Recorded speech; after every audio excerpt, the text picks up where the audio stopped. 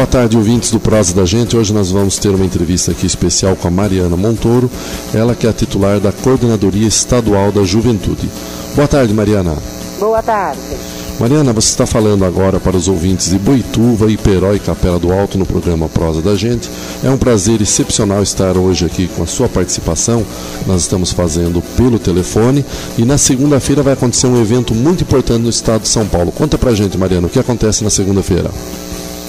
Bom, na segunda-feira nós teremos aqui no Parque da Juventude, que é o ex-Carandiru, um parque que vale a pena ser conhecido por todos, não só pela história, mas pela beleza do local. Então a gente também prioriza bastante esse espaço para fazer as nossas atividades e faremos lá então um segundo encontro estadual da juventude. Esse encontro é o resultado de uma série de ciclos de encontros regionais de juventude que aconteceram ao longo de todo o segundo semestre do ano passado. Então estivemos aí na região de Sorocaba e nas outras regiões administrativas do estado, né? Para quem não está familiarizado, o estado de São Paulo tem hoje 645 municípios e que são organizados, divididos em 15 regiões administrativas.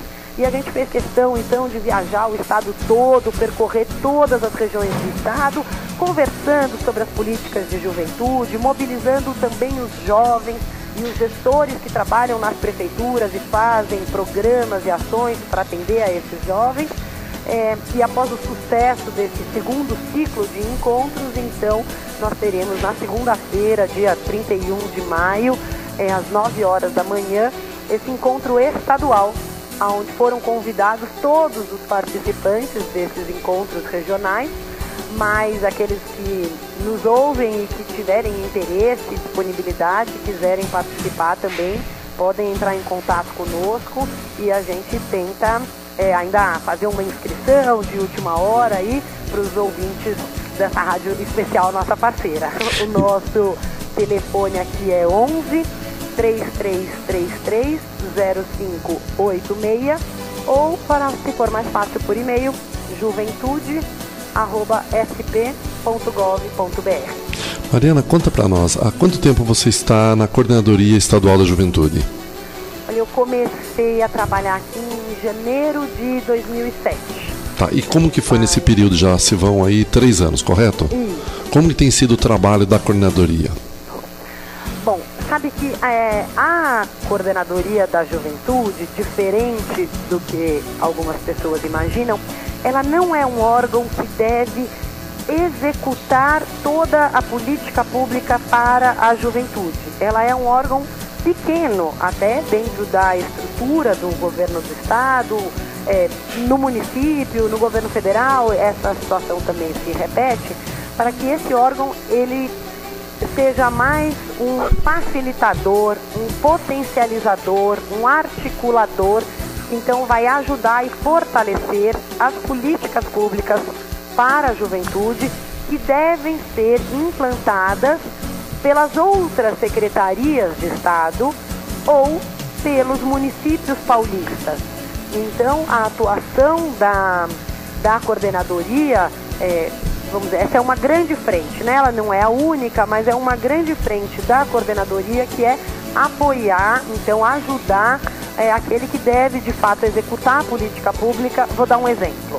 Então, na Secretaria de Saúde, aqui no estado de São Paulo, dentro da secretaria, que tem realmente uma estrutura muito maior, equipe, orçamento, e executa a política de saúde mesmo nos hospitais e tal, você tem um programa que é o Programa Saúde do Adolescente. Então, este programa é o programa com o qual a gente dialoga e os profissionais têm um olhar diferenciado para a questão da juventude, estão mais antenados com os problemas que recaem sobre a saúde do jovem, que é diferente das questões da saúde do idoso, por exemplo. Na Secretaria do Trabalho, que tem uma estrutura grande também, uma equipe e tal, a gente dialoga com o pessoal do programa Meu Primeiro Emprego, para falar sobre essa questão da inserção do jovem no mercado de trabalho, dos obstáculos que ele enfrenta, dos desafios, de como superá-los e tal. Então, como se em cada secretaria educação, cultura, trabalho, saúde, esportes. A gente, o órgão de juventude, ele tem um diálogo com uma parte dessas secretarias, que é a parte que diz respeito à juventude, que a gente acredita que nessas diferentes áreas a juventude merece um olhar especial, um olhar diferenciado. As demandas por esporte ou por cultura de um jovem é diferente de uma criança, é diferente de um idoso, e assim esse cidadão deve ser visto e assim as políticas devem ser formuladas, entende? Mariana, você tem um perfil do jovem paulista? A coordenadoria tem algum trabalho de pesquisa? Quantos somos? O que nós representamos em termos econômicos? Enfim, um quadro geral da juventude paulista? Olha, o que acontece no estado de São Paulo ao longo desses 3 anos e meio, a gente se aprofundou bastante nisso, né? Em entender a dinâmica do jovem paulista, como você colocou. Primeiro que, atualmente, é considerado jovem todo cidadão que tem entre 15 e 29 anos. Muitas pessoas até se assustam com essa informação, porque durante muito tempo a gente usou 15 a 24, mas recentemente o governo federal se alinhou a uma tendência que vem principalmente da Europa, né, dos países europeus, de considerar o jovem até 29 anos. A política nacional, então, segue isso, e o Estado se aliou também ao governo federal e seguimos nessa tendência, que eu acredito que é uma tendência bastante forte, não tem muito como escapar, né? Bom, considerando pessoas entre 15 e 29 anos, nós somos 11 milhões no estado de São Paulo. E o que acontece aqui é, na verdade, um reflexo do que acontece em todo o Brasil, até porque essa é uma característica do nosso estado, mas também acontece em outros países, que você não tem uma juventude, você tem o que muitos estudiosos chamam de juventudes. Então, há um tempo atrás, até uma frase que eu ouvia era: eu posso ser jovem e não gostar de hip hop?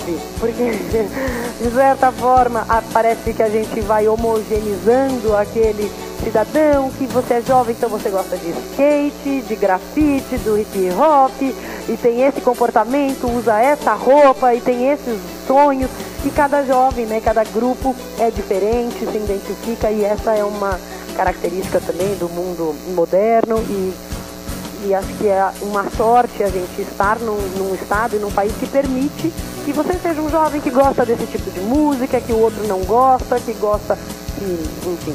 Então, jovens que terminam os estudos e aí começam a trabalhar, e depois se casam, e depois têm filhos, que segue uma linha que os sociólogos considerariam uma linha mais tradicional, né, antiga, desse momento de transição da adolescência, juventude para a fase adulta.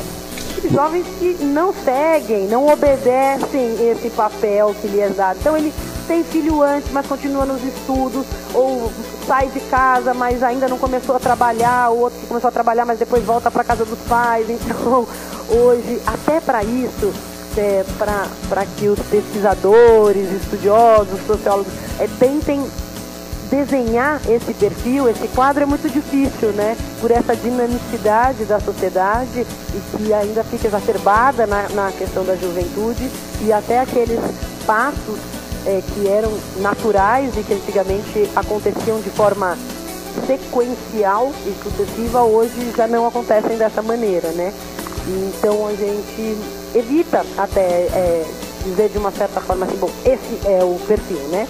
Mas a gente tem até em andamento agora um estudo que, se tudo der certo, então acho que no segundo semestre a gente pode fazer um outro bate-papo sobre os resultados dessa pesquisa que a gente está trabalhando agora, que vai trazer mais alguns dados interessantes sobre a juventude e sobre as tendências também de comportamento e tal desses diversos grupos juvenis no estado.